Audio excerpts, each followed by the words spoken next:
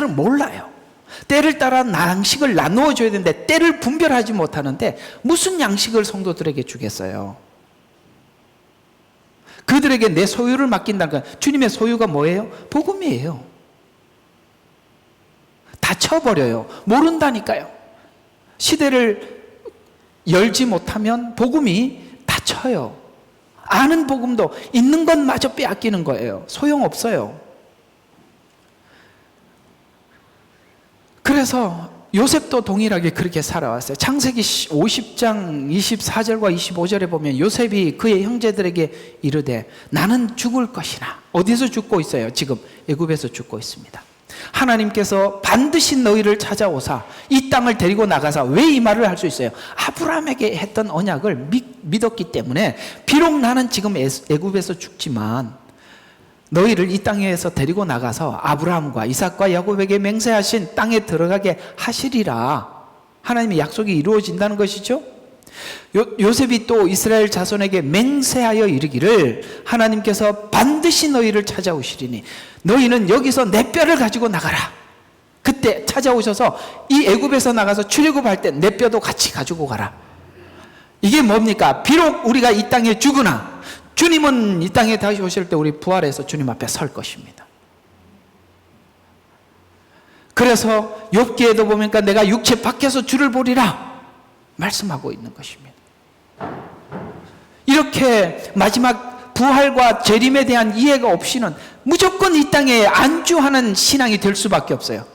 부활을 모르는데, 재림을 모르는데, 재림의 때가 다가왔는데 우리가 기다리면 주님 오시는 그것이 전부인데 주님 온다는 소리가 여기저기서 들리는데 지금 그 문 두드리는 소리조차도 듣지 못한다면 심각한 거죠.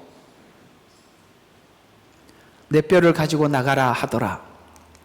죽은 후에 이루어질 약속을 믿는 믿음, 이것을 우리는 재림신앙이라 이렇게 표현하고 있는데요. 히브리서 11장에 믿음의 사람들은 모두 이 땅에 살면서 누구처럼 살았다? 땅에 살았지만 외국인이 뭐예요? 여기 살고 있지만 국적은 다른 데라는 거예요. 여러분 호주, 한국, 일본, 캐나다, 미국 다 이렇게 다 흩어져서 살지만은 여러분 우리 국적은 하나님 믿는 우리들은 국적이 천국 국적을 가지고 있는 거예요. 그리고 나그네예요. 그렇죠? 지나갈 뿐이지 여기서 우리가 뭘 정착을 하겠어요. 그래서 그들의 삶을 이 땅에서 살면서 외국인과 나그네 같은 인생을 살았다고 말씀하고 있습니다. 갈대아 우르에서 가나안으로 돌아온 아브라함, 애굽에서 가나안으로 옮긴 요셉. 가나안은 우리가 살아가는 임시 거처와 같은 곳이고 우리는 언젠가 임시 거처를 떠나 장막을 벗고 영원한 약속 땅 위에 들어갈 것을 성경은 하나님이 말씀하시니라 라고 하면서 말씀하셨다고 합니다. 에레미야 선지자가 약속을 믿고 땅을 구입한 것처럼 성도는 미래에 이루어질 약속을 믿는다면 이곳에 바로 그곳에 주님이 오실 그곳에 우리는 투자해야 할 것입니다.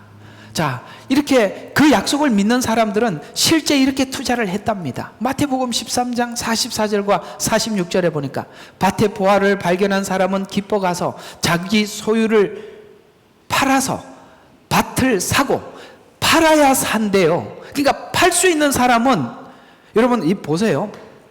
우리가 뭔가를 내 재산을 팔아서 저걸 사야 되겠다라고 한다면 지금 있는 재산보다 여기 있는 이 물건보다 내가 사야 할 물건이 훨씬 가치 있다고 생각이 돼야만이 이걸 팔고 이걸 사지 않겠어요? 그러니까 그 가치의 문제라는 거예요. 여러분들이 우리가 하나님 나라의 가치가 땅의 가치보다 못한 사람은 땅의 것을 움켜쥐고 앉아 있을 것이고 하나님 나라의 가치가 큰 사람들은 땅의 것을 팔아서 하나님 것을 사겠지요? 그 얘기 아닙니까? 근데 이 사람이 분명히 그것이 보화라는 것을 알기 때문에 뭘 합니까? 자기 소유를 파는 거죠. 여러분들이 자기 소유를 팔고 있습니까? 그래서 밭에 보화를 발견한 사람은 기뻐 가서 사유를 팔아서 샀고 진주를 발견한 사람도 자기 소유를 팔아서 진주를 사는 것입니다. 이것은 두 가지를 왜 똑같은 상황을 왜 두 가지로 표현해 보화와 진주로 표현하냐면 누군가는 우연히 주님을 만나는 사람이 있는가 하면 누군가는 찾아다니다 만나는 사람들이 있어요. 복음대로 표현하자면 이방인들은 우연히 만난 겁니다. 유대인들은 메시아를 기다리다 만난 거예요. 진주와 보화를 그래서 이렇게 두 가지 비유를 나누어서 설명해요. 그러나 똑같이 행동은 똑같았다 이 말이에요. 팔고 샀다 이 말이에요. 아시겠죠? 그래서 자기 소유가 뭐냐? 이걸 이제 우리가 생각해 봐야 돼요. 이걸 가지고 또 이렇게 얘기해요. 여러분 집 팔아서 교회 지으세요. 이렇게 하지 말자고요. 그건 그 얘기가 아니니까. 그 얘기가 아주 아닌 건 아닌데 그게 여러분들이 확실하게 용납이 되고 이해가 됐을 때 그걸 해야 진짜죠. 진짜 자기 소유는 뭐냐 이거죠. 자유의지입니다. 자유의지. 우리는 하나님께서 우리에게 주신 어떤 명령과 말씀에 대해서 내가 거부할 권리도 있고 순종할 권리도 우리 자유의지예요. 맞지요? 그걸 하나님 앞에 우리가 뭡니까? 우리 자체를 성경은 로마서에는 병기라고 이야기하는 거예요. 병기. 병기는 뭐예요? 뭔가를 우리가 할 수 있는 힘이 있어요. 그래서 우리가 우리 자신이 하나님께 드려서 무슨 병기가 되죠? 의의 병기가 되는 거예요. 우리 자유의지를 얘기하는 거예요. 우리가 우리 자유의지를 죄에게 드릴 수 있는 거예요. 이건 우리의 선택이라 이 말이에요. 지금 하나님께서 뭘 팔으라는 거죠? 우리 자유의지를 내려놓으라는 거예요. 하나님께 순종하는 거예요. 그러니까 누가 그걸 할 수 있더라? 하나님 나라의 가치를 더 볼 줄 아는 사람들은 뭐죠? 내 자유의지를 내려놓고 하나님께 순종하더라. 그건 어디에서 나오는 거냐? 재림신앙에서 나오는 거라는 거예요. 그래서 내 자신을 죄에 들여서 죄의 종이 될 수도 있고 의에 들여서 의의 종이 될 수도 있는 자유의지입니다. 시간도 나를 위해서 쓸 수 있고 주를 위해서 쓸 수도 있고 재정도 나를 위해서 주를 위해서 건강도 모두가 다 그런 거예요. 우리는 그 모든 선택이 매일매일 살아가는 삶 속에서 이 믿음 안에서 결정이 돼야 되는 거예요. 그러니까 이게 지금 오른쪽으로 결정하느냐 왼쪽으로 결정하느냐는 가치 문제라 있는 거예요. 여러분들은 예수님이 여러분들에게 얼마나 가치가 있느냐는 여러분들이 평상시에 어떤 결정을 어떻게 내리고 살아갔는가가 말해주고 있는 것이거든요. 됐다. 이 자유의지를 하나님께 드려 미래를 준비하는 것입니다. 주님을 발견한 사람들은 누구나 이게 얼마나 가치인지 기뻐가서 자기 소유를 팔아서 보화와 진주를 샀다. 기쁨이 먼저예요. 그러니까 그건 기쁨이라는 것은 뭔가 자기가 이해를 했다는 거예요. 받아들였다는 거예요. 충분히 그 가치에 대해서 내가 내 자신에게 의문이 없다는 거예요. 기쁘세요? 주를 위해서 하는 게 모든 게 기뻐 가서 했다고 하는데 전에는 기뻤는데 요즘은 좀 덜 기쁘게 해요. 그럴 수 있어요. 그러나 그 기쁨을 회복시키기를 주의 이름으로 축원합니다. 회복하면 돼요. 예. 이런 세월이 참 그러면 참 곤란해요. 내가 주를 위해서 눈물을 흘린 지가 참 오래됐다. 이것도 곤란하고 주를 위해서 내가 기뻐했느냐 언제 기뻐했는지 모르겠다. 이것도 곤란합니다. 그거 계속 가면 안 됩니다. 자, 그래서 보화와 진주 비유는 마치 달란트 비유와 연관이 있어요. 어제 누가 열처녀 비유에 대해서 질문을 해서 우리 거기 텔레그램에다 올려놨는데 그런 거 꼭 보세요. 그거 진짜 뭐 더 얘기는 안 하겠습니다. 진짜 가치 있는 겁니다. 자, 그래서 보화와 진주 비유는 달란트 비유와 연관이 있어요. 아까 보세요. 진주를 발견하고 보화를 발견한 즉시 어떻게 했습니까? 기뻐 가서 장사했다는 그 기뻐 가서 장사가 자유의지라고 했죠. 요걸 그대로 가지고 가서 달란트에다가 딱 적용시키면 달란트 비유가 그대로 풀어지는 것입니다. 그러면 보자고요. 그 둘을 연결시켜 보면 신비로운 내용이 있어요. 달란트 비유도 즉시 가서 장사했다고 이야기합니다. 여기는 즉시 가서 자기 소유를 팔았다고 했어요. 같은 이야기입니다. 왜요? 내가 그랬잖아요. 이걸 사기 위해서 이걸 판다면 파는 것은 더 가치 없기 때문에 파는 거고 살려고 하는 건 더 가치 있기 때문에 산다고 했죠. 똑같죠. 1달란트 받은 사람과 2달란트, 5달란트 받은 사람이 2달란트, 5달란트는 받자마자 즉시 가서 장사를 했다고 합니다. 여기도 즉시 가서 장사를 했다는 것이 자기 소유를 팔았다고 이야기합니다. 그래서 1달란트 받은 사람은 즉시 가서 소유를 팔지 못하지요. 자기 소유, 아까 말씀드린 거 자유의지, 자기의지 이런 것을 이야기하는데 1달란트 받은 사람은 왜 팔지 못했을까요? 1달란트 받은 사람은 주인을 믿지 못하는 불신이 원인입니다. 불신은 두려움으로 이어져서 자기의 것을 내려놓지 못하는 것입니다. 오늘 지금 포로로 잡혀가는 이 형편에 한번 생각해, 전쟁이 났어요. 이 나라를 지금 강대국이 바벨론이 쳐들어와서 이 땅을 다 빼앗아 갈 거예요. 그러면 이게 나중에 회복 가능한, 그 당시로 보면은 초강대국이었으니까 과연 이스라엘이 이 땅을 되찾을 수 있을까요? 없지요. 우리 인간적으로 생각해 보자고요. 이 땅을 다시 되찾을 희망은 너무 희박해요. 불가능해요. 그런데 이 포로로 잡혀가서 이 고난의 시간이 앞으로 기다리고 있는데, 여러분들이 만약에 그렇다면 이 시간 여러분들이 뭘 준비하겠어요? 뭐 가장 가치 있는 거 준비하겠죠. 한 푼이라도 더 챙기고, 그 다음에 먹을 거 챙기고, 이거 뭐 가진 돈이라도 어디 가서 그거 먹을 거라도 하나라도 더 사가고 준비하고 이런 걸 해야지. 아니 이거 이 땅을 찾을지 못 찾을지도 모르는 이 땅을 돈 주고 사라고요? 샀잖아요. 이건 믿음의 행위 아니고는 불가능한 일이잖아요. 자기 소유를 은 17개로 그 땅을 샀다고요. 이해가 가세요? 왜 샀는지? 하나님의 언약을 믿기 때문에 사는 겁니다. 그래서 1달란트 받은 사람은 하나님이 그 약속한 약속을 믿을 수가 없어. 그러니까 어떻게 합니까? 두려움으로 이어져서 자신의 것을 내려놓지 못하는 거예요. 여러분, 구원이 선물이요, 은혜요, 하나님은 값없이 주시고, 오늘 지금 이스라엘 백성들이 포로로 잡혀 있지만 그 약속은 여전히 유용하다는 것을 믿지 못하면 무엇도 할 수 없는 것입니다. 그래서 우리는 예수 안에서 자유하라는 거예요. 실수해도 하나님, 그러잖아요. 하나님 앞에 뻔뻔해도 아무 문제 없다고요. 괜찮아요. 하나님, 제가 실수했습니다. 잘못했습니다. 그럼 하나님이, 야, 너 생명책에서 지워야 되겠다, 안 되겠다, 이게 몇 번째냐, 이렇게 안 한다 이 말이에요. 지겹다. 에? 이런 분이 아니라 예수 안에서 이루어지고 있는 일이라. 에? 아시겠어요? 지금 바벨론 포로 생활도 하나님의 약속 안에서 이루어지는 일이에요. 그렇다고 해서 약속이 파기된 게 아님을 설명하고 있는 겁니다. 알리야도 그런 관점에서 보면 왜 돌아와야 됩니까? 하나님의 약속은 여전한 거예요. 그래서 세상에 없는 일이 일어나는 거예요. 우리가 저 고조선이 가지고 있는 저 중국에 있는 땅 그 얼마나 넓어, 그죠? 그거 지금 중국 가서, 야, 우리 역사적으로 보니까 자료가 있는데 이거 원래 우리 땅이더라, 내 나라, 그러면 중국 사람들이 뭐라 그러겠어요?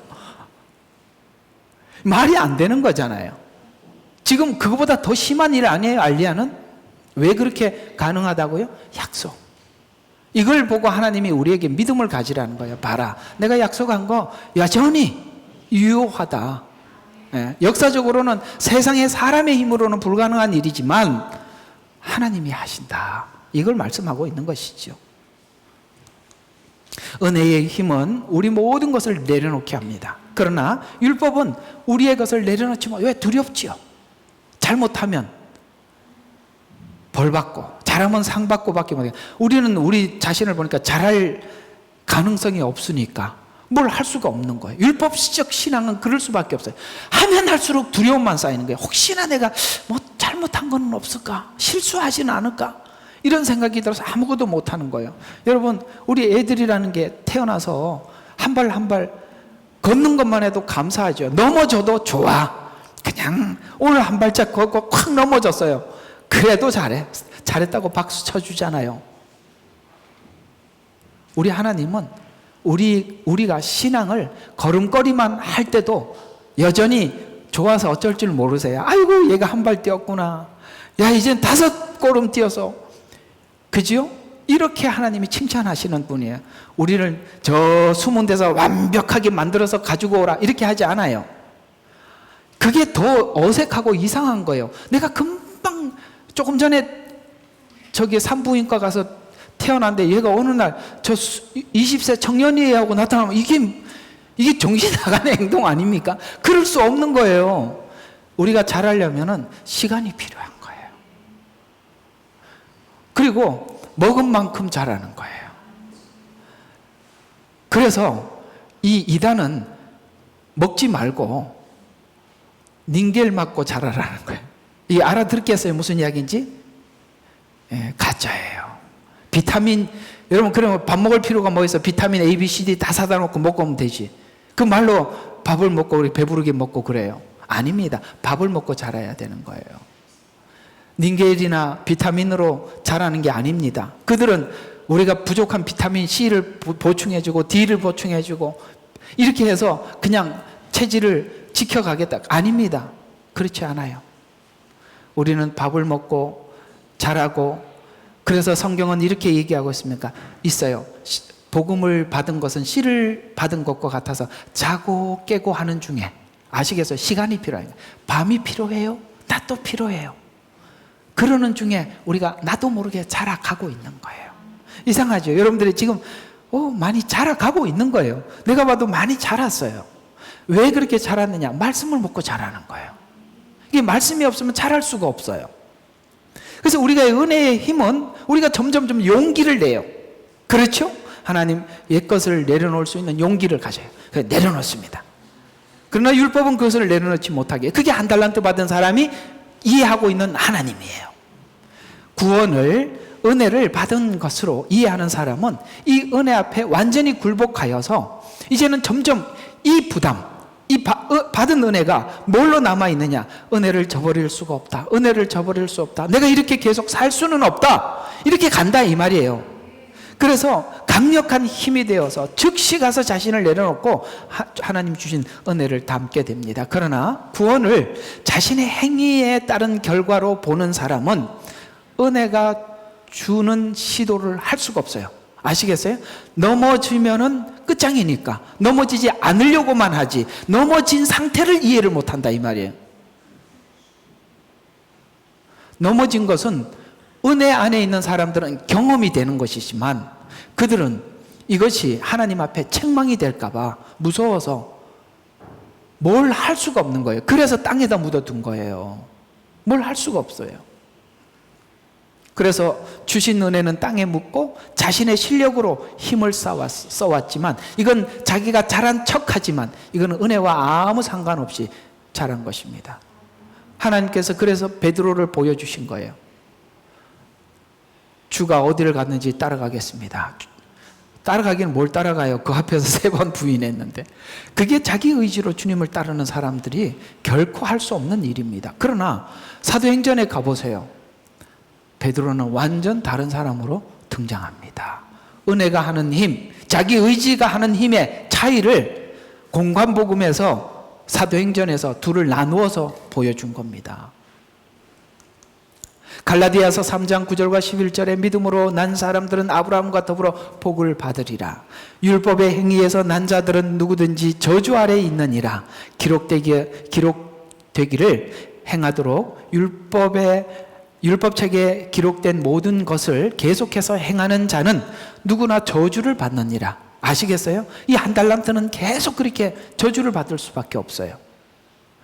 따라서 하나님 앞에 율법으로 의롭게 되려고 하는 사람들은 아무도 없다는 것이 분명하니, 이는 의인은 뭐로 살아요? 우리는 믿음으로 사는 거예요.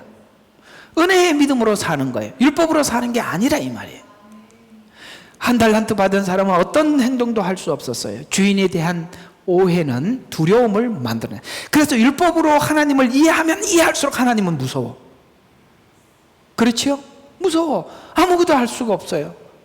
어느 날 옴짝달싹 할 수도 없어요. 그러면 이 시간이 불필요하냐? 필요합니다. 옴짝달싹 할 수 없다는 걸 알아야 자유를 알지요. 아마 감옥에 안 갇혀본 사람이 자유가 아무리 외쳐도 뭐가 자유, 늘 자유한데 뭐가 갇힌 걸 알겠어요. 율법은 그 가두어진 상태의 우리의 불안과 두려움을 알려주는 것입니다. 자유는 그래서 은혜의 자유문으로 나오는 겁니다. 그래서 구약이 율법이 있고 신약에 은혜가 설명하는 거예요. 율법을 먼저 설명을 해야 되는 거예요. 로마서 할 때 잘 설명을 해드릴게요.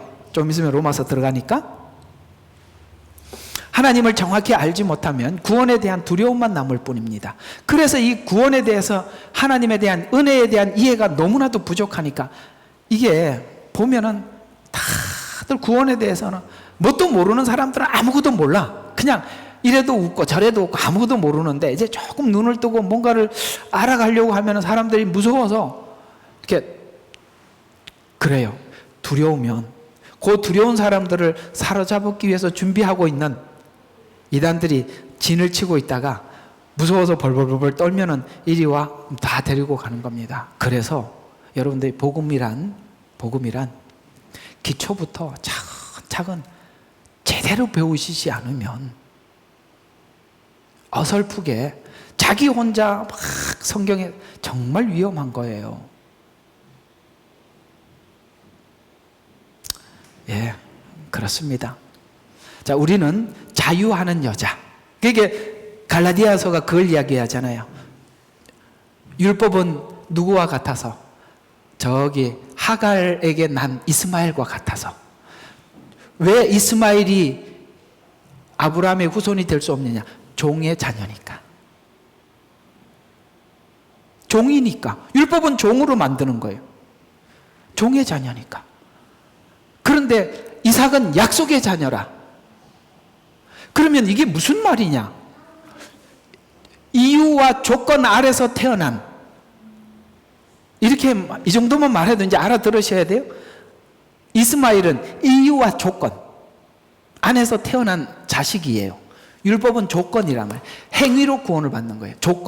조건을 제시하는 거예요. 하나님 앞에 내가 구원받을 것을 제공을 해서 구원을 얻었다라고 이해하는 거예요. 그게 종 아래서 태어난 자.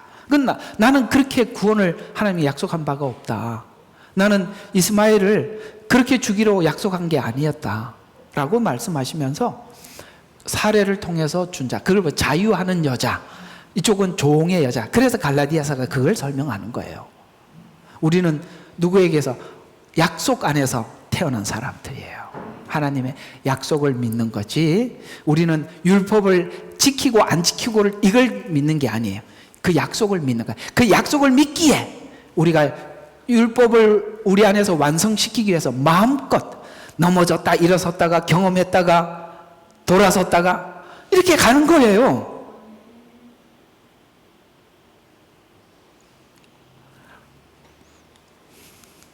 갈라디아서 설명 다 해놨으니까 보시면 돼요. 자, 자유인이 되는 이유는 그리스도 예수 안에서 정죄함이 없기 때문입니다. 정죄가 목적이 아니라 정죄의 목적은 이제는 우리에게는 그 정죄가 뭘로 들리느냐? 정화, 그 다음에 정년, 새로움, 교정 이렇게 듣는단 말이에요. 그 책망들이 나는 죽었네, 끝장났네 이렇게 듣는 게 아니라 하나님께서 이걸 내게 경험하셔서 나를 교정하라고 하시는구나 이렇게 보게 되더라. 한 달란트 받은 사람은 주인이 엄한 정죄와 심판자로 보았기 때문에 그는 자기 것을 아무것도 내놓을 수 없었어요. 자기 넘어짐을 자기가 자기 자신의 넘어짐을 받아들일 수가 없었어요. 그러니 안 하는 게 나아. 아무것도 시도할 수가 없었다는 거예요.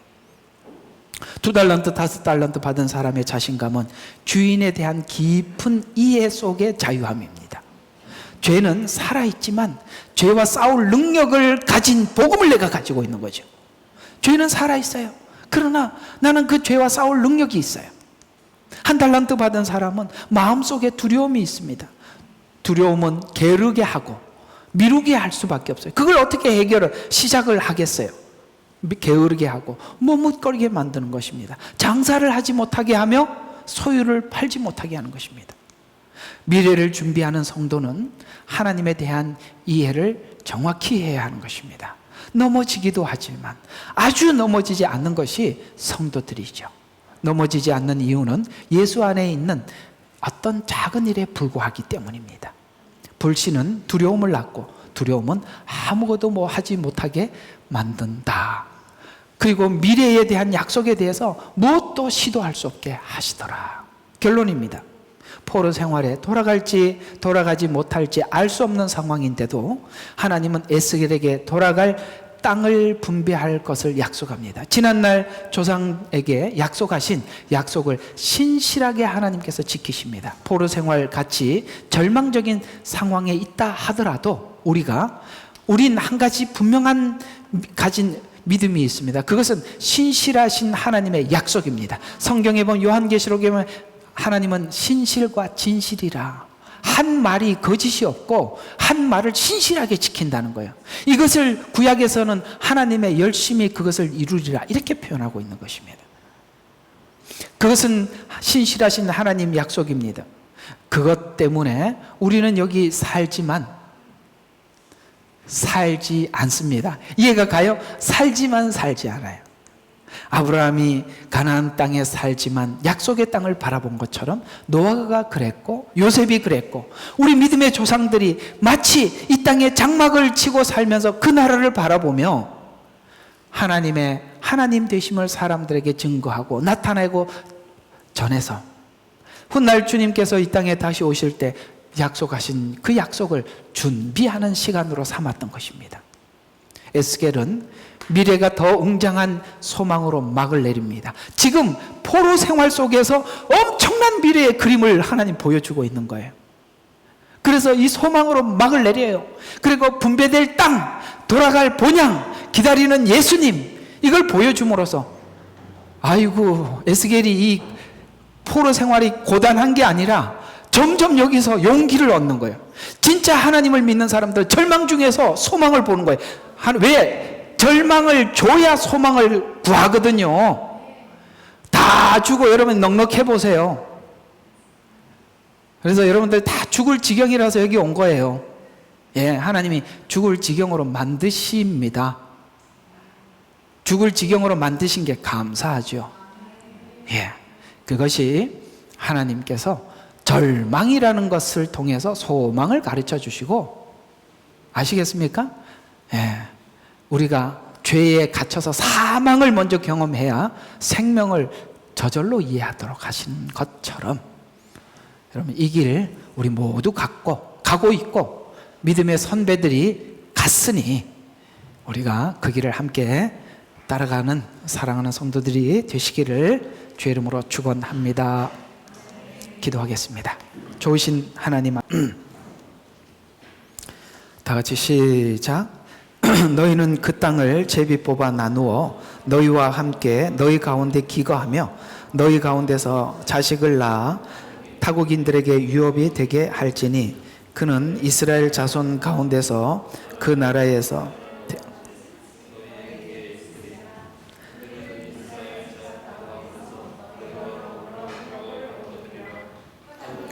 거기에 지거하여 그 지파에게 너희에게는 그에게 그의 유업을 줄지니라 주 하나님이 말하노라. 아멘.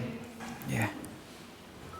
자, 오늘은 에스겔서 47장 22절과 23절. 예, 다음 주에는 이제 48장 이제 땅을 분할하는 것으로 이제 강의를 전부 다 마쳐 보려고 합니다.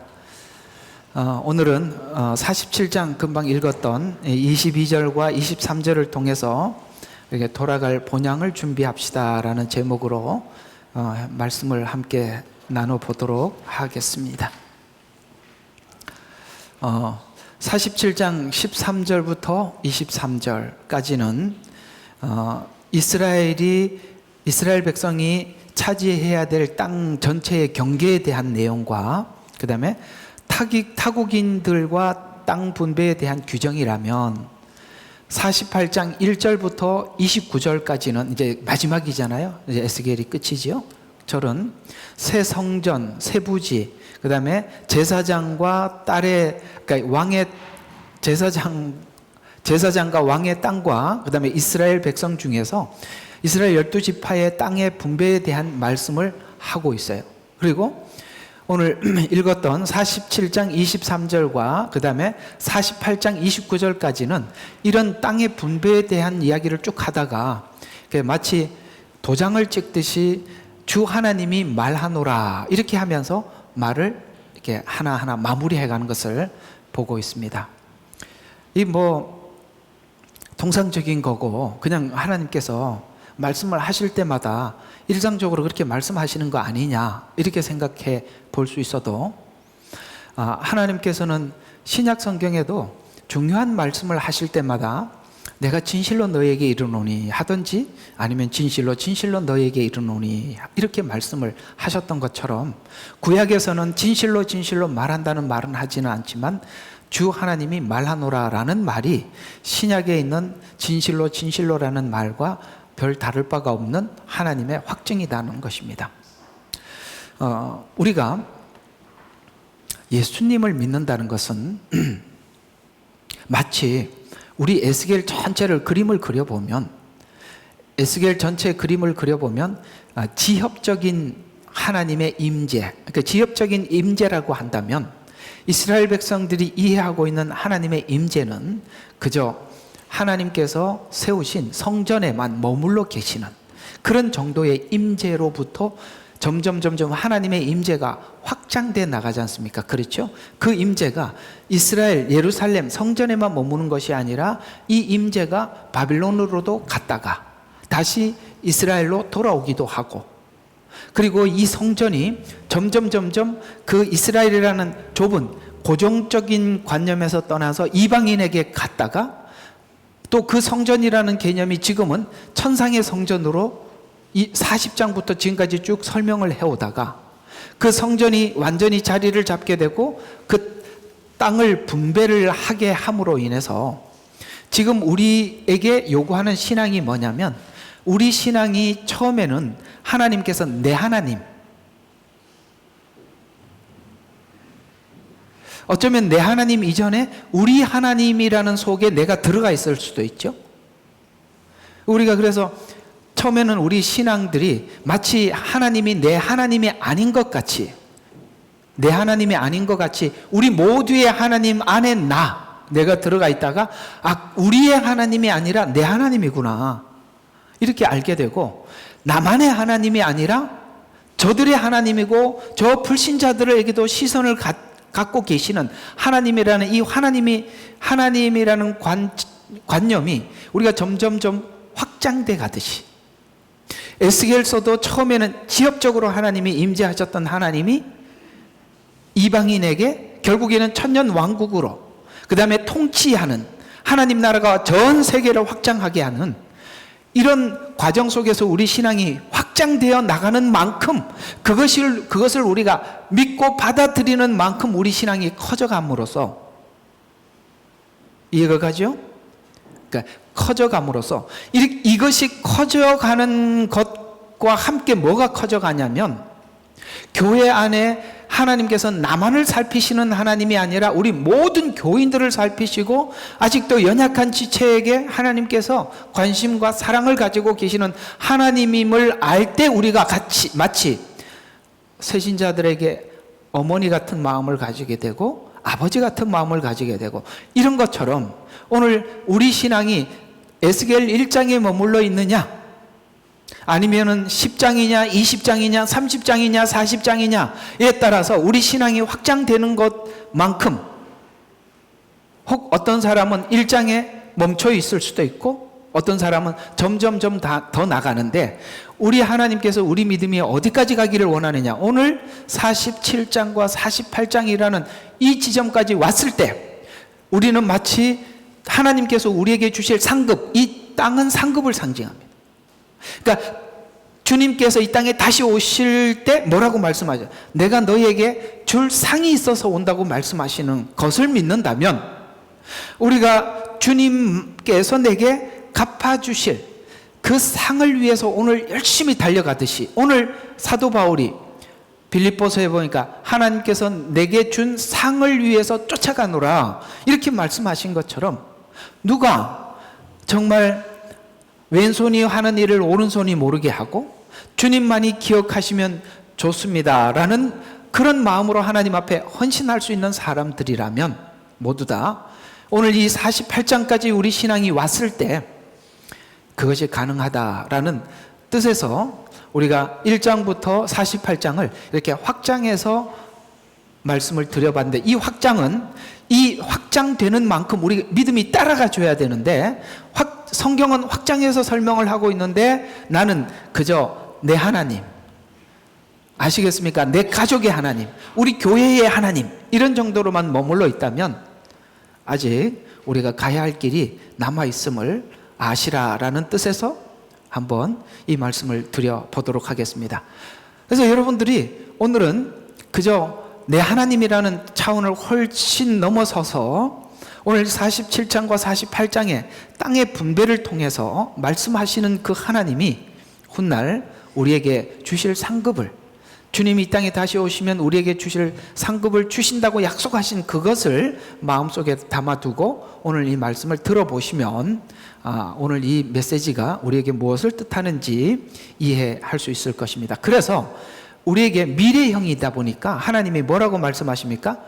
주 하나님이 말하노라, 이렇게 말씀을 하셨죠. 아브라함에게 하신 약속, 모두에게 하신 약속들은 결국에는 하나님께서 다 이루셨듯이, 지금까지 예언한 모든 예언들이 예언대로 이루어졌는 것을 믿듯이 주님께서 다시 오셔서 새하늘과 새 땅을 준비하시고 새 예루살렘을 준비하시고 우리 모두에게 주실 상급을 나누어 주실 것을 믿는 믿음 안에서 오늘 이 말씀을 한번 들어보시면 여러분들에게 주시는 의미가 새로울 것입니다. 오늘 여기 있는 땅 분배에 특이한 점이 있어요. 땅 분배를 약속하면서 특이한 점이, 이미 하나님의 명령에 따라서 우리가 가나안 땅에 들어가기 전에 이미 그 12지파에게 땅을 분배를 했어요. 맞지요? 분배를 해놓고 무슨 일을 했습니까? 분배했음에도 불구하고 제비뽑기 방식으로 분배해야 한다라고 강조를 했어요. 이게 무슨 말이냐? 하나님께서 일방적으로 분배를, 너는 가나안 땅에 들어가면은 무슨 지파는 여기 저기 이렇게 딱 이렇게 하나님께서 이미 분배를 해놓고 가서 다시 제비를 뽑았는데, 들어가기 전에 그 각 지파에게 주려고 한 대로 제비를 뽑더라. 이걸 강조하고 싶은 겁니다. 그걸 왜, 그래 하나님께서는 각 지파에게 나누어 주고 그 다음에 제비를 뽑았을 때 하나님이 처음에 약속한 그대로 그 지파들이 그 땅을 받았느냐? 하나님께서 너희들에게 준 이 말이 제비를 뽑아서 눈으로 확인하듯이 하나님은 공정한 하나님이다라는 것을 믿으라는 것입니다. 하나님께서 우리에게 뭘 주시든지 그것이 공정하다는 걸 믿으셔야 돼요. 그렇다면 그걸 이제 기도에다 좀 적용해서 설명을 해보면 이런 이야기가 되는데요. 기도에다가 적용을 해보면 하나님께서, 우리가 하나님 앞에 뭔가를 기도를 했어요. 그래서 하나님이 오케이 하고 예스 하고 주셨어요. 그것도 응답이죠. 그런데 지금은 아니야, 좀 더 있어야 돼, 그래서 좀 기다려라, 웨이팅, 그것도 응답이죠. 또 뭡니까? 줄 수 없어, 이것도 응답이에요. 그러니까 하나님께서 왜 안 주세요라는 질문을 하지 말라는 거죠. 이미 들어가기 전에 확정을 해놓고 가서 제비를 뽑았는데도 맞더라는 것이죠.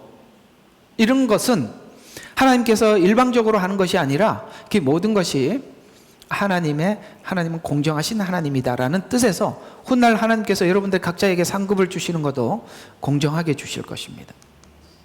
이런 절차를 따르는 이유는 땅은 하나님이 주신 선물로 주어진 것이므로, 아시겠어요? 하나님이 주신다고 하셨고 하나님 제비를 뽑아서 나누어 줬어요. 그것은 하나님이 주신다는 것으로 이 땅은 한번 받고 나면 자손 대대로 물려져야 한다. 그리고 만약에 중간에 어려운 일이 있어서 팔거나 사도 안 되고 불가피하게 매매가 이루어졌다면 희년법에 의해서 50년이죠. 70년 희년이 되면은 무조건 돌려줘라. 호주도 그런 제도가 있는지는 모르겠습니다. 땅을 사본 적이 없어서. 근데 어딘가 보통 이제 외국인들이 외국에서 땅을 사면, 중국이 그랬었어요. 외국인들이 땅을 사면은 50년인가? 50년 맞죠? 50년, 55년이? 하여튼 모르겠습니다. 근데 그 어간, 그러니까 그 세대만 쓸 수 있고 상속을 못하도록 50년이 지나면은 되돌려 국가에다 반납을 해야 돼요. 그러니까 이런 것처럼 여기 팔거나 사면 안 되고 불가피하게 매매가 이루어졌다고 하더라도 희년이 되면 원소주의 소유자에게 다 돌려줘요. 종도 돌려줘야 되고 땅도 돌려줘야 돼요. 그러니까 하나님께서 우리 각자에게 주신 그 특유한 고유 고난을 사람이 함부로 빼앗을 수 없다라는 뜻에서 이 희년법을 만들어서 되돌려 주시더라는 것이죠. 그래서 포로 중인 백성들에게는 땅 분배를 말씀하신 이유는 하나님이 말씀하신 것과 같이 지금 이스라엘 백성들이 지금 어디예요? 예루살렘에서 어디 와 있어요? 지금 이 바벨론에 와 있어요. 근데 하나님께서 옛날에 이 땅을 분배해 줬었어요. 그렇죠? 각 지파에게. 그러나 지금 현실은 어때요? 에스겔서는 포로로 잡혀와 있어요. 그러면 하나님이 지난날 이스라엘 백성들에게 했던 약속이 각 지파에게 땅을 분배를 해줬잖아요. 그러면 지금 이들은 종이 되었고 노예가 되었는데 이걸 다시 회복할 수 있느냐? 있다는 거죠. 왜냐하면 하나님의 약속은 지금 현재 이들이 잘못해서 하나님께서 징계를 하고 정화를 위해서 이 시간에 있는 것에 불과한 것이지, 이것으로 인해서 하나님의 약속, 과거에 주시리라고 했던 땅이 사라지지 않는다는 거예요. 무슨 뜻인지 아시겠습니까? 내가 지금 이런 하나님 앞에 훈련은 받을 수 있어요. 하나님 앞에 어떤 연단을 받을 수는 있어요. 그러나 하나님의 그렇다고 해서 언약 자체가 무산된 것은 아니다라는 뜻에서 이미 너희들에게 준 땅으로 돌아오게 하겠다는 거예요.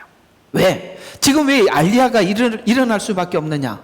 놀랍죠? 그건 일반 세계의 어떤 나라들이 거의 한 1800년, 1900년 나라를 잃어버려서 세계 떠돌이가 되었다가 다시 돌아갈 수가 있겠습니까? 이스라엘이 돌아가서 그 땅을 차지할 수 있는 이유는 성경의 약속 때문에 그렇다는 거예요. 하나님이 약속한 것을, 하나님께서 이스라엘에게 준 땅을, 그 약속이 사라지지 않는다는 거예요. 이해가 가시죠? 예, 그 얘기입니다. 그래서 하나님이 말씀하신 것과 같이 돌아갈 것이기 때문입니다. 포로 생활 이후에 지난날 약속했던 땅을 다시 주실 것이라는 약속의 회복은 지금 포로 생활이 지난날 죄로 인해서 단순히 이것이 정화를 위한 시간이었지, 죄로 인한 그들이 죄를 지어서 하나님의 약속조차도 파기되었지 않았음을 설명해 주고 있는 거예요. 이게 그리스도 예수 안에는 정죄함이 없나니라는 말을 쉽게 그냥 그 한 구절로 풀려고 하면은 이게 굉장히 복잡한데 구약 전체에서 정죄함이 없다라는 것을 이렇게 설명을 해주고 있는 거예요. 그래서 우리가 예수 안에 있는 한 하나님이 약속을 했다가 말았다 하는 것이 아니라 그 약속은 여전히 지켜지고 있는 상태에서 우리는 지금 이스라엘 백성들이 죄를 지어 여기 와 있지만 다시 돌아갈 것이라는 거예요. 놀랍지 않아요? 그러니까 우리가 예수 안에 있다는 것이 얼마나, 우리는 그렇게 넘어질 수 있으나 아주 넘어지지 않는 이유는 뭡니까? 약속이 있기 때문에 일어설 수 있다. 그래서 우리가 누가 일어설 수가 있느냐? 하나님을 믿는 자, 그 약속에 대한 확신이 있는 자만이 절대 절망하지. 우리는 절망이라는 없어요. 왜? 하나님이 계시는 한. 지금 이 에스겔 상황을 보면 얼마나 도대체 이 나라가 얼마나 강력한 나라예요. 이 나라에서 이들이 벗어날 수 있으리라고 누가 생각할 수 있겠습니까? 그러나 그 모든 것을 주관하시는 이는 하나님이시고 그 약속은 변치 않고 여전히 유효하다는 것을 말씀해 주고 있는 것입니다. 그래서 예언적 성격을 가진 에스겔서는 미래 성전을 하나님께서 보여줌으로써 훗날 천년 왕국에 있을 약속 성취와 땅의 분배를 구체적으로 말씀하심으로 약속하신 말씀을 그대로 이루어질 것을 지금 하나하나 땅의 분배를 이야기하면서 예언하고 있습니다. 이 약속을 믿는 사람은 우리 신앙이 현실에 머물지 않고 미래를 향해서 준비할 것입니다. 그것을 믿는 믿음은 바로 우리가 지금 어떻게 하나님만 알게, 하나님만 아시면 됩니다라고 이렇게 일하고 수고하는 사람들은 그 미래의 약속을 확신하는 사람들만이 그렇게 되는 것이고, 만약에 하나님께서 미래의 약속을 믿지 않으면 사람이 알아줘야 일을 하니까, 저는 사실 여러분들인데 뭔가를 이렇게 맡겨놓고 간섭을 안 합니다. 그걸 여러분들이 간섭을 안 해도 성실히 하셔야 되는 거예요. 그게 진짜라 이 말이에요. 와서 누가 얘기를 해주면 아이고 내가 해야 되는 일인데 이렇게 생각하지 마시고, 여러분 각자 부서에 하나님 앞에 헌신하기로 했으면 매번 여러분들에게 맡은 일에 대해서 체크하고 점검하고 준비하셔야죠. 전하 사모님이 가서 해라 말아라, 이건 그렇게 해서는 여러분들이 아무도 잘할 수가 없어요.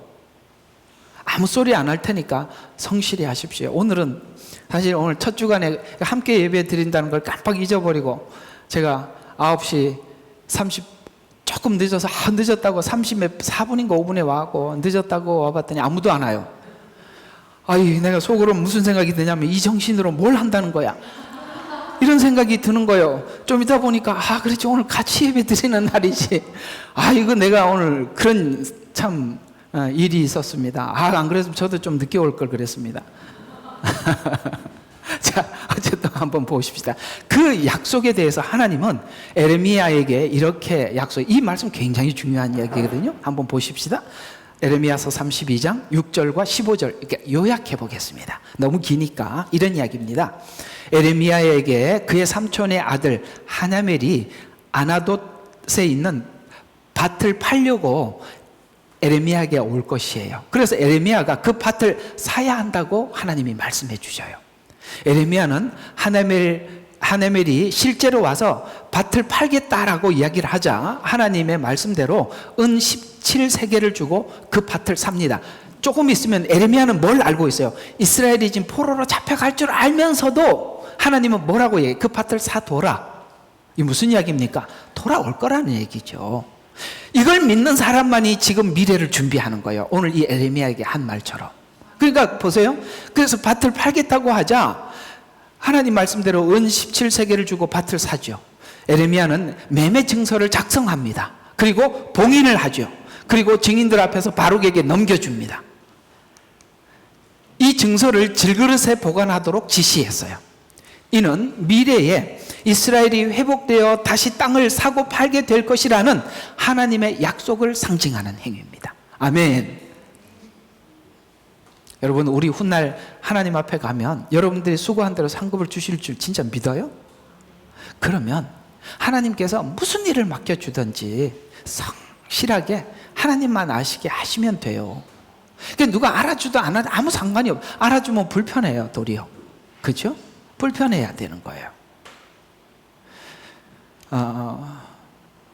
여러분들이 하나님 앞에 헌신하고, 여러분들이 하나님 앞에 봉사하고, 하나님 앞에 헌금하고, 여러분들이 하나님 앞에 시간을 드리고, 하나님 앞에 마음을 쓰는 거요, 주님 다 아세요.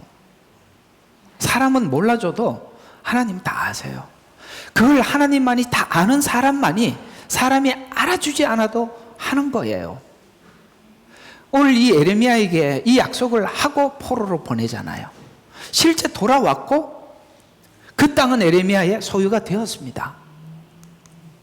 그래서 우리는 미래의 약속을 믿는 사람은 미래의 말씀에 의지하여 준비하는 사람들입니다. 믿음의 사람들은 하나님의 말씀을 믿고 미래를 믿음으로 준비합니다. 그런 것 같이 히브리서 11장 8절과 10절에 그 미래를 준비하는 사람들에 대해서 이렇게 말씀하셨습니다. 믿음으로 아브라함은 장차 유업으로 받을 땅을 떠나 가라는 부름을 받았을 때 순종하여 어디로 가야 하는지도 모르면서 떠났으며, 믿음으로 그는 타국 땅에 있는 것 같이 약속의 땅에 기거하여 그와 함께 동일한 약속의 상속자들인 이삭과 야곱과 더불어 어떻게 했습니까? 장막에 살았다.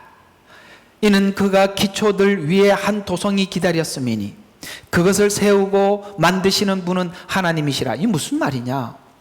아브라함은 갈대아우로 세상에서 하나님이 약속한 땅으로 가라 그래서 왔어요. 그렇다고 해서 가나안 땅에 정착한 게 아니라 그 가나안 땅에서도 또 약속을 하셨는데 미래에 주실 그 도성, 그걸 기다리라고 해서 이 가나안 땅에서 아브라함, 이삭, 야곱이 장막에서 살았다. 이렇게 말씀하고 있어요. 여러분, 이게 이스라엘 백성들이 하나님께서 애굽에서 나와서 광야 생활을 하면서 텐트를 치고 살았죠. 그렇죠? 근데 왜 텐트를 여기 광야에서 살 수밖에 없었냐면 여기가 정착지가 아니니까, 여기가 목적지는 아니니까. 그렇죠? 다음 목적지는 약속한 땅이 있단 말이에요. 그 가나안 땅 아닙니까? 그 길을 위해서 가기 위해서. 그래서 아브라함도 똑같았다는 거예요. 애굽에서 그 갈대아 우르에서 나와서 가나안 땅에 살았지만 하나님께서 또 미래의 약속한 도성을 약속하셔서 여기서는 그저 장막에서 살았다. 장막에서 산다는 말의 뜻은 뭐냐면, 여러분, 장막에서 산다는 것은 언제나 떠날 준비가 되어 있다는 거예요. 주님 맞을 등불이 준비됐느냐, 이렇게 성경에서 묻잖아요. 그러니까 오늘 밤이라도 주님이 오시면 맞을 준비가 돼요. 있어야 되는 거죠. 그런 사람이 누가 그렇게 하나님의 주가 말하노라, 주님의 말씀을 믿는 사람만 그걸 할 수가 있는 거예요. 그것을 세우시고 만드는 분은 하나님이시라. 이는 그의 기초들이 있는 한 도성을 기다렸음이니 그것을 세우고 만드신 분은 하나님이시라. 가나안 땅은 약속의 땅이었지만 그 땅은 이 땅 다음에 약속의 땅을 기대했다는 말로서 처음 갈대아 우르를 떠나서 삶이 마치 약속의 땅에서 또 다른 약속의 땅을 기대하면서 마치 타국인처럼, 나그네처럼 살았다는 말을 우리에게 전해주고 있는 것입니다. 아브라함이 가나안 땅에서 그렇게 살았듯이 이스라엘이 그 약속을 받아 가나안 땅에서 여전히 그렇게 살았다는 말을 말하고 있습니다. 이와 같이 믿음의 사람들의 삶은 그런 거예요. 그런 거예요. 신학교 가니까 목사님이 목사가 갖춰야 될 몇 가지들을 참 많이 이야기를 해주더라고요. 종은 이름이 없다, 신분이 없다, 명예가 없다, 다 없더라고요. 어떤 목사님이 기도 중에 너무너무 자기가 억울한 일을 당해서 내가 이것만은 가만히 안 두리라 하고 기도를 하는데 하나님이 이렇게 응답을 하시더랍니다. 야, 종이 무슨 명예회복이 있냐 그러더랍니다. 그래서 포기했대요. 맞아요. 종이 무슨 명예회복이 있어. 안 그래요? 네. 종은 그저 주인이 영광 받으면 끝이지요. 근데 전 이런 말을 하더라고요. 신학교 가니까 교수님이 실천신학 교수님이셨어요. 이분이 목회는 언제나 죽을 준비를 해라. 거기서. 그리고 떠날 준비를 해라. 이 두 가지가 얼마나 복잡한지 말. 죽을 준비를 한 곳에서 떠나라 그러면 떠나라는 거예요. 나는 그게 참 쉽지는 않더라고요. 저는 처음부터 중국 선교를 하나님 앞에 기도하고 서원을 했었고, 가서 저는 거기서 죽을 준비를 하고 들어갔는데 또 나가라는 거예요. 나갔는데 또 호주를 가라는 거야. 그 죽을 준비를 했는데 떠나라니까 그걸 생각을 정리하는 게 쉽지는 않더라고요. 근데 그게 나그네 삶이에요. 이스라엘 백성들이 어디에 머물든지 구름 기둥이 머물러서 오늘 밤 너무 피곤하게 잠들고 있는데 밤 12시 아니면 한 3시쯤 구름 기둥이 쭉 떠오르면 어떻게 됩니까? 3시에 일어나서 텐트 걷어갖고 가야죠. 어쩌겠습니까? 이게 우리의 삶이라는 거예요. 하나님께서 떠나라는 것에는 떠나고 있으라는 곳에 있고 머무라는 곳에 머물 수 있는, 내가 좋은 데서 안주하는 것이 아니라 하나님이 원하는 데에서 내가 있을 수 있는, 우리 복음서에 주 말씀하시면 내가 나아가리다, 주님 말씀하시면 내가 멈춰서리라, 이런 가사가 있듯이 말이죠. 우리가 항상 그런 마음으로 살아야 하는 것입니다. 아브라함뿐만 아니라 미래에 있을 하나님의 약속을 믿고 기다린 자들은 이 세상에 사는 동안 하나님께서 약속하신 미래의 약속을 믿고 준비하며 살아갑니다. 노아는 히브리서 11장 7절에 그의 생활을 이렇게 설명하고 있습니다. 믿음으로 노아는 아직 보지 못한 일들에 대해 하나님의 경고를 하셨을 때 경외함으로 방주를 예비하여 그의 집을 구원하였으니 이로써 그는 세상을 정죄하고 믿음으로 하나님의 의의 상속자가 되었다. 사람들은 하나님께서 이 땅을 심판한다고 얘기했을 때 아무도 믿지 않았어요. 그러나 노아는 믿음이 있었기 때문에 하나님 말씀대로 그 일이 이루어질 줄로 알고 방주를 준비했어요. 그래서 뭐가 됐다고요? 세상에 뭐가 됐어요? 세상을 정죄하고 믿음으로 말미암는 의의 상속자가 되었다. 여러분 다 이런 사람이 되어야 되지 않겠습니까? 믿음의 사람들이 이 믿음을 가져야 되지 않겠어요? 사람들은 다 아니라고 하더라도 하나님이 그렇게 말씀하시면 믿는 거죠. 그래서 정말 실제 그 말로 인해서 그들은 물론 심판을 받고 정죄를 받게 되었고 유일하게 의의 상속자가 노아가 되었더라. 결국은 하나님 말씀대로 될 겁니다. 예, 그걸 믿는 자, 우리가 어떻게 살 것인가 우리에게 말씀하고 있는 것이죠. 노아는 미래의 경고를 듣고 방주를 준비합니다. 동일한 땅에 동일한 시대를 사람들이 살아가고 있었지만 약속을 믿는 자들의 생애와 그렇지 못한 자들의 생애는 완전히 달랐어요. 달라야죠. 우리가 세상 사람들이 살아가는 그 방식대로 사는 것은 아닙니다. 하나님께서 참 많은 부분들에 대해서 우리에게 감동을 주시고 명하시면 그대로 따라 살아가는 것입니다. 요즘 이제 성경 공부를 하면서 한번 이런 권면을 성경 공부하는 분들에게 말씀을 드렸어요. 지금은 우리가 이 마지막 성경을 성경대로 보고 있다면 누구든지 성경을 성경대로 보고 있다면 주님께서 우리 문 앞에 이런 줄 다 아는 시대에 살아가고 있어요. 그렇죠? 그런데 내가 다니는 교회에 있는 목사님이 설교를 하시는데 여기에 대한 인식이 1도 없다면 이제는 이 정도면 다 할 수밖에 없는데 조금만 성경을 살펴보고 맞춰봐도 그 예언이 착착 정확하게 이루어져 가고 있는 것을 보고 있는데 저는 이제는 좀 그렇게 권하고 싶어요. 그런 교회 더 다닐 필요는 없어요. 아닙니다. 그건